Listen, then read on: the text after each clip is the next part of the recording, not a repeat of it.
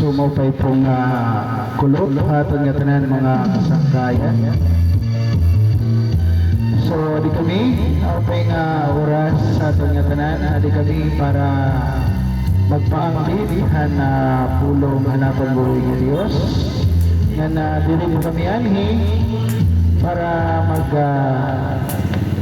pabalhin hayo hinibang tuluguhan, mga relihiyon, kundi kami para magpasangyaw pulong naton makagarahon. So true mo pingakulo pa ato nga tanan, dito ito naton mga kasangkayan ni padayon mga nagpapakabuhi at tanan mga kasangkayan na nagbibiling siya rin pa himpagwarta aton mga kabuktuan na padayon na nagtitinguha para maiahon ito naton bugos nga adlaw. So yan ang oras. May dako pagbabasahon na istorya na nagtitikang ito paraan na kasuratan. Ada ini John 8 verse 1 to 12. So may review sa istorya iunuhin sa babae. Siguro kilala niyo pamilyar niyo paton Maria Magdalena. Si Jesus naman ay pumunta sa bundok ng mga olibo. Kinabukasan, maagapay, nagbalik na siya sa templo. Lumapit sa kanya ang lahat ng mga tao, umupo siya at nagsimulang magturo. Dumating noon ang mga tagapagturo ng kautusan at ng mga pariseo na may dalang isang babaeng nahuli sa pangangalo niya. Iniharap nila ito sa kanya. At sinabi kay Jesus, Guro, ang babaeng ito ay nahuli sa aktong pangangalo niya. Ayon sa kautusan ni Moises, dapat siyang patuhin hanggang sa mamatay ang mga katulad niya. Ano naman ang masasabi ninyo? Itinanong nila ito upang subukin siya at nang may paratang sila laban sa kanya. Ngunit yumuko lamang si Jesus at sumulat sa lupa sa pamamagitan ng daliri. Patuloy sila sa pagtatanong, kaya tumayo si Jesus at nagsalita. Ang sino man sa inyo na walang kasalanan ang siyang maunang bumato sa kanya at muli siyang yumuko at sumulat sa lupa. Nang marinig nila iyon, sila'y isa-isang umalis. Simula sa pinakabatanda, iniwan nila ang babaeng nakatayo sa harap ni Jesus. Tumayo si Jesus at tinanong ang babae, nasaan na sila? Wala na nga humahatol sa iyo. Wala po, Ginoo, sagot ng babae. Sinabi ni Jesus, hindi rin kita hahatulan. Umuwi ka na at mula ngayon ay huwag ka na gumawa ng kasalanan. So ang opinion ng kulog, itamang tuyo ay pagsuman iton kamatuoran.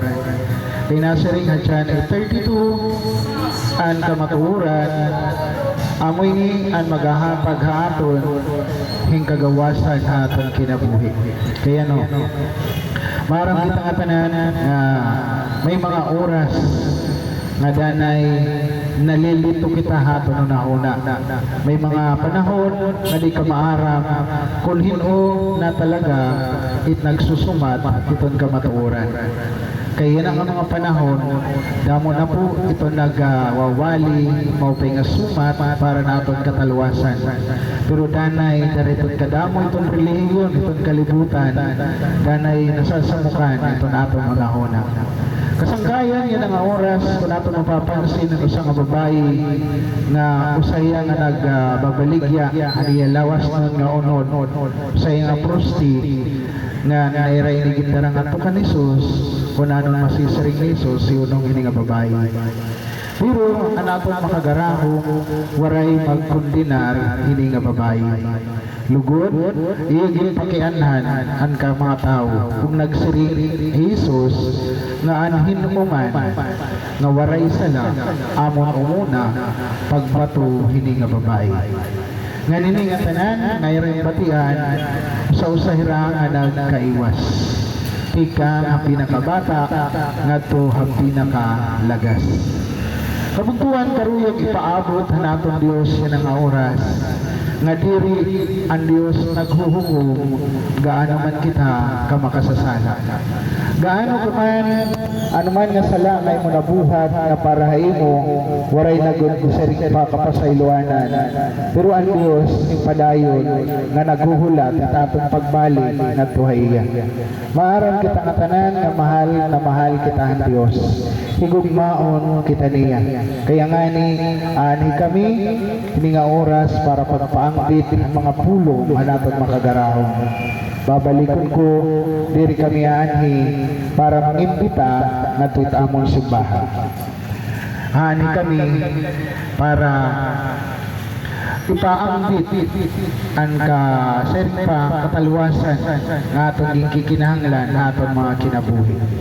Mahal kita ang Diyos ang karuyag niya nga makasaring pamahingat tuman kita ito niya ginhadian karuyag ang Diyos nga tanan itong katauhan makasulod nga ito niya ginhadian pero danay darahin po natin saring paginmatan ng mga relihiyon nga ito na iparuan danay kinukurian kita itong pagkarawat itong kamaturan tungod itong mga panutuan nga nahitanong na aton mga una-una danay close na ito naton may hindi tato nahuna nga dahiton kamatuoran kay kaniring naton nga an aton na bibilungan nga relihiyon amo nagod ang kamatuoran pero uusala po itong kamatuoran ang Biblia nagsisiring John 8 verse 4 John 14 verse 6 ay Kristo ang dalan kinabuhi kanang kamatuoran ngan waray usa nga makakasulod natot iya ginhalian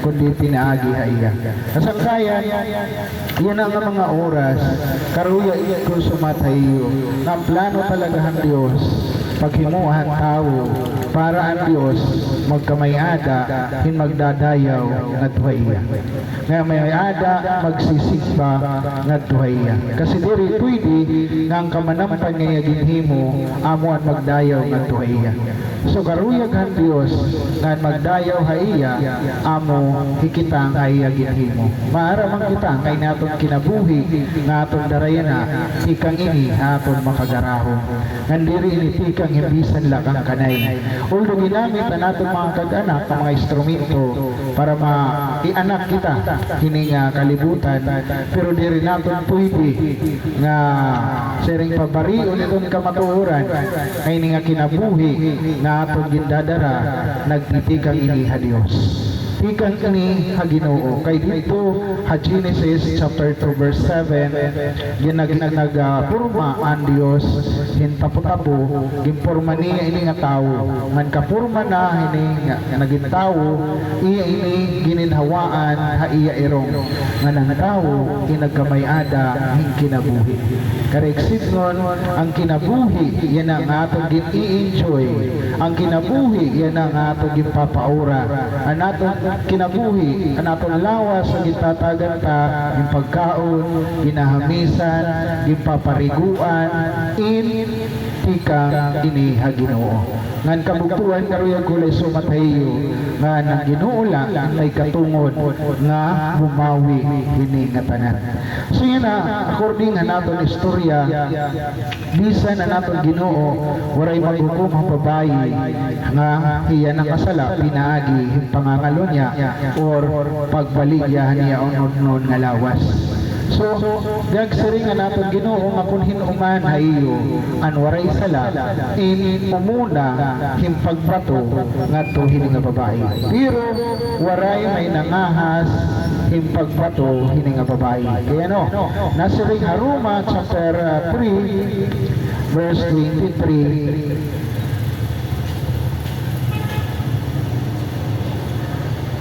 Chapter 3 verse 23, sapagkat ang lahat ay nagkasala at walang sinumang umabot sa kaluwalhatian ng Diyos. Kaya diri orusahon nga mismo hatong mga kinabuhi nga tanan kita magpakasasala. Waray haton siring pa usa nga diri nakakasala.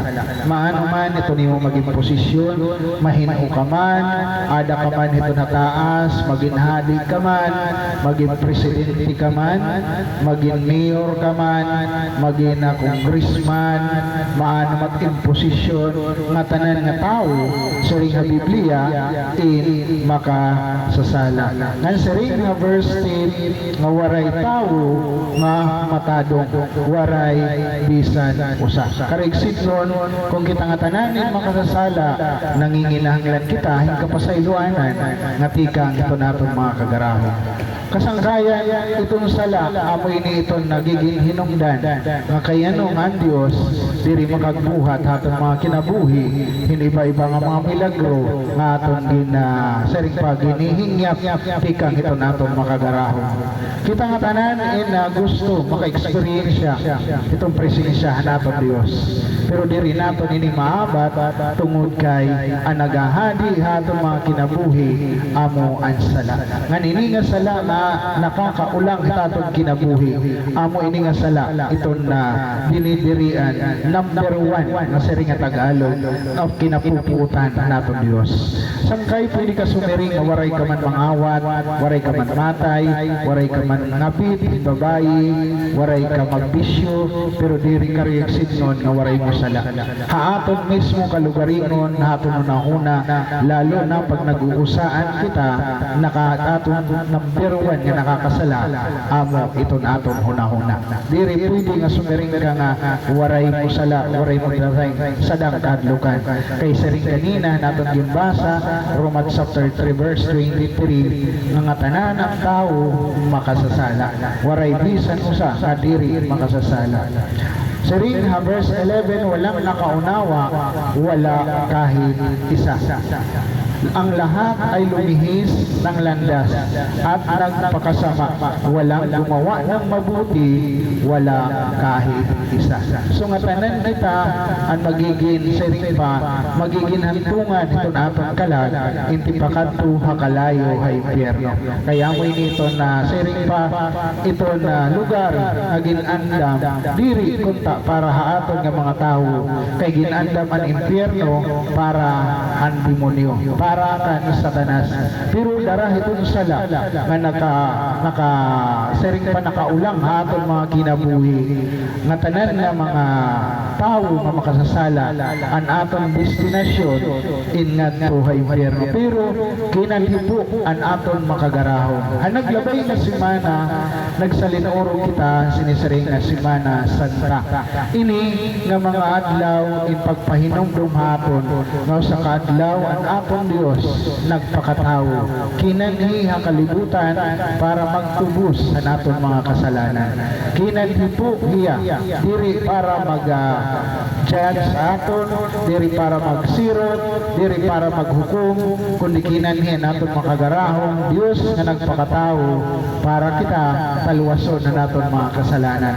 Kung kaya no ay Kristo na iray sa krus, kung kaya no ay Kristo magimpasan ang krus, kung kaya no nga ang dugo ni Kristo na ubos sa yalawas nga namoy na naging kus sa niya kamatayon, iningatanan para la kita matalwas hanaton mga kasalanan.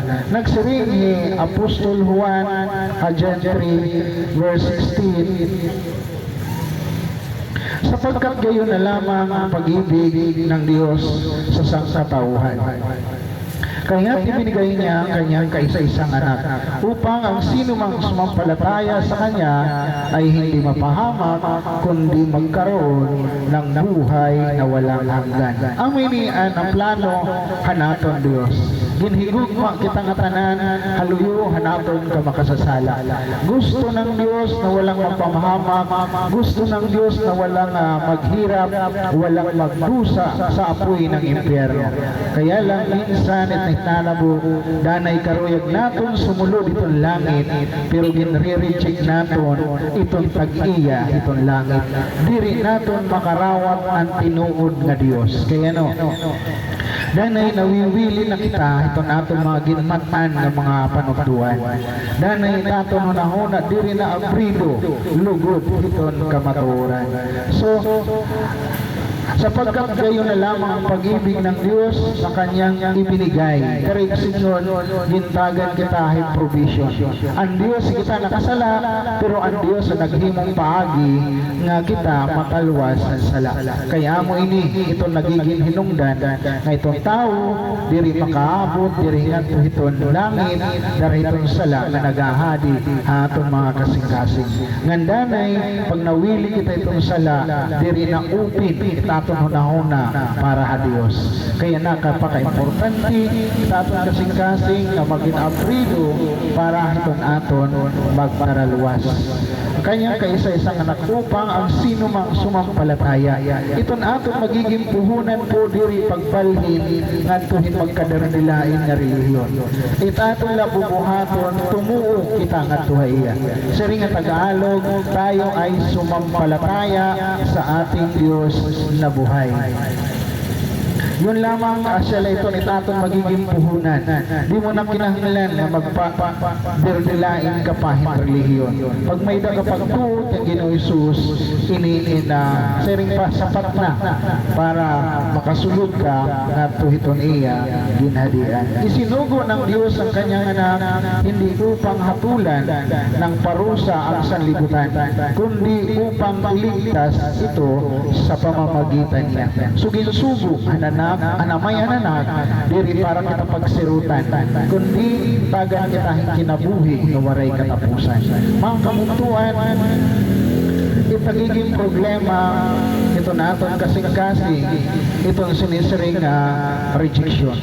Pag ni-reject naton ang Dios, i-reject man liwat kita niya, di dahil itong iya ginhadian. Kaya sa rin itong Biblia, kanin uman, iglirong ako hatubangan itong mga tao, iglilirong ko man hiya, hatubangan itong akong amay halala. Kaya napaka-importante na magkamayada kita yung relasyon na ito naton makagaraho. Diri mo kinanglan bumalhin yung magkadardilain na relihiyon. Kay danay, itong pagbalhin itong relihiyon, ada nagsasamok sa taton hunahuna kung haingod kita. Verse 18 na siring, hindi hinatulan ang parusa, ng parusa ang sumampalataya sa anak. Karayog sinyon, nga ito naton pagtuo, Ginoo, diri na kita pagsisirutan niya. Kung makitahan Diyos, ng taton kasing-kasing na tuo nga tuhaya. Ngunit hinatulan ang hindi sumasampalataya sapagkat hindi siya sumampalataya sa kaisa-isang anak ng Diyos. Amulay nito magiging problema. Kung diri kita tumuo, ito na aton makagaraho, then magkakamayada talaga kita, hindi ko problema. Pero pag magkamayada kita yung pagtuo aton aton makagaraho, diri kita mamumroblema. Kaya no, adi na aton kasing-kasing an aton solusyon. Adi na ang tag-iya itong langit aton kasing-kasing. Ni Kristo na aton nagahadi aton mga kinabuhi. Karuyag isong matayo nga ngaran na Jesus ang kahulugan ini tagapagpalwas. Yan na kung diri Jesus ito nagahadi ay mo kasing-kasing karuyag sidnon waray na magtaralwas. Diri magtaralwas ang imo Dios kung diri ni Jesus amo ito nagahadi ay mo kinabuhi. Kasangkayan maupay ang Diyos, mahigugmaon ang Diyos. Mandiri niya karuyag ay ikaw magantos. karuyag niya katima mo hiniya kinabuhi maarang kita ngay na kinabuhi yan na amay nitong dalan at tutaton ikaduha nga kinabuhi nga karuyag ang Dios ay kaduha nga kinabuhi ma-enjoy mo aniya ginandam nga kaupayan para imo ang kalipay nga ginandam hay mo ano man itaton kinahanglan nato tumuo nga tuhaya ngandiri nagkikinahanglan nga sering ko kanina magdamo kitahin relihiyon. Yan ang mga kasangkayan sano kami bumaya ako mag-aampuhay ang hinaot nga sa kadlaw ana iyo himpatian in magturok ini hay mga kasing-kasing nga padayon nga ini nga magtubo nga na makitahan Dios kung gaano kamaupay ang Dios sa iyong mga kinabuhi. Kasangkayan kami nagpapasalamat ito natin makagarahon nga na karuyag lang namon na istorya iyo na diri pwede namon pagmuwarta wari namon pinanahatag na supri wari namon hindi kami magkukoleksyon kaya no ang katalawasan sa karawat namon nga libre kaniksin nun ay pabay iga papaangkit namon ini nga daha iyo nga libre diri namon kinahanglanon nga manukot manlimos sugadit iyo nagkakagigita kay kaya kami tagan kaya kami bindisyonan anamon makagarahon diri namon na sering pa pag kami nangulinta diri na kamatuoran it amon dara kaya no pag itong tao orya na nga panahon damo itong mga tao nga ginagamit ang pulungan Dios para magpakakwarta para yumaman pero dapat ang Biblia ginagamit para maipasangyaw ito naton katalawasan mga kasangkayan amo lamang ang purpose magwali magsumatayo nga may Dios nga nahigugma haiyo may ada Dios nga naghuhulat at imo pagbalik at tuhaiya may ada Dios nga naghuhulat nga makilala mo ang buhi ug tinuod nga Dios. Sangkayan sa kami bumaya dito na ako anak karoon niya magpanggit kanta para iyo.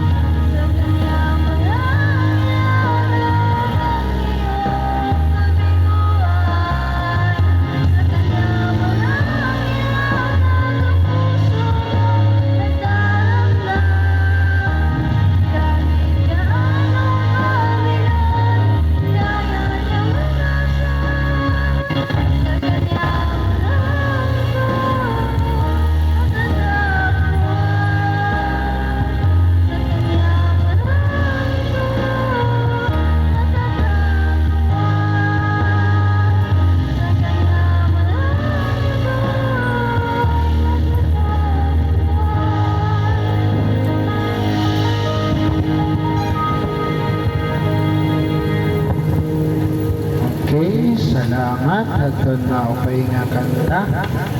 So yan ang mga sangkayan sa no kami bumaya, ini nga dapit, kariyag na mo nanay magampu para ito naton lugar, para ito atong mga kasangkayan na nanginginahanglan ng prayers. So, padayon kita protektaran, ito natin mga kagarahan. Mamay nga Diyos, kami nagpapasalamat Lord, hindi ka karulpon. Salamat hindi mo padayon na pag-protektar, ito na ang mga kinabuhi, pag-protektar matagos sa amon. Diyos, salamat ito at padayon na paglikay mo amon, itong mga kataragman, ito namon dapit. Padayon ng Diyos, kabindisyonan, at itong mga nagpapakabuhi, ito namon lugar, na mga drivers, Ginoo, mga tricycle driver, pudikab drivers, tanan ng mga drivers, Ginoo, continue ngay bless, my Lord, ang mga kinabuhi. Salamat kay damo pa ang mga kaupayan o Diyos, iting mo pang ginandam para haamon nga tanan. Protektar kami, ang tanan ng mga aksidente, ang tanan ng kalamidad, mga sakit, anuman yung mga sakuna, Ginoo, anupi kami, kadadlaw, matag-ura sa kinabuhi. Kaya Lord, napasalamatan ka namon, dadayaw ka namon, ngaran ni Jesus. Amen. Damo salamat, aton nga tanan, ngan maupay nga gabi aton nga tanan.